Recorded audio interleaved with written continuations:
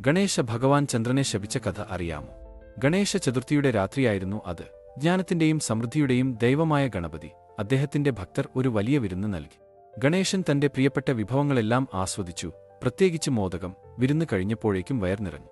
സംതൃപ്തനായി ഗണേശൻ തന്റെ വാഹനമായ മൂഷികന്റെ മുകളിൽ കയറി. പക്ഷേ ഭാരമുള്ള വയറുകാരണം മൂഷികന്റെ കാൽ ഇടറി ഗണേശൻ നിലത്തു വീണു. ആകാശത്ത് ചന്ദ്രദേവൻ ഇതെല്ലാം വീക്ഷിക്കുന്നുണ്ടായിരുന്നു. അദ്ദേഹത്തിന് ചിരി നിയന്ത്രിക്കാൻ കഴിഞ്ഞില്ല. മഹാനായ ഗണേശ ഭഗവാനെ പരിഹസിച്ചു. എന്നാൽ ജ്ഞാനത്തിനും ശാന്തതയ്ക്കും പേരുകേട്ട ഗണേശൻ പരിഹസിക്കപ്പെടാൻ തയ്യാറായില്ല. അവന്റെ കോപം ജ്വലിച്ചു.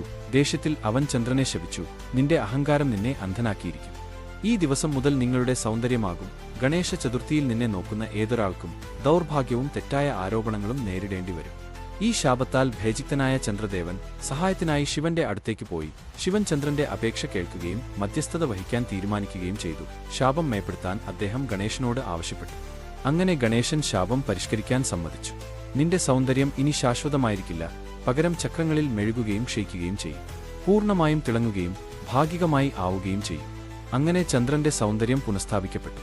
പക്ഷേ പ്രകാശം എന്നേക്കുമായി മെഴുകുകയും ക്ഷയിക്കുകയും ചെയ്തു. ഇന്ന് നമുക്കറിയാവുന്ന ചന്ദ്രന്റെ ഘട്ടങ്ങൾക്ക് ജന്മം നൽകി. ഗണേശ ചതുർത്ഥി ദിനത്തിൽ ചന്ദ്രനെ നോക്കുന്നത് തെറ്റിദ്ധാരണകൾ ഉണ്ടാക്കുകയോ തെറ്റായ ആരോപണങ്ങൾ ഉണ്ടാക്കുകയോ ചെയ്യുമെന്നത് അന്നുമുതൽ ഒരു പൊതുവിശ്വാസമായി മാറി.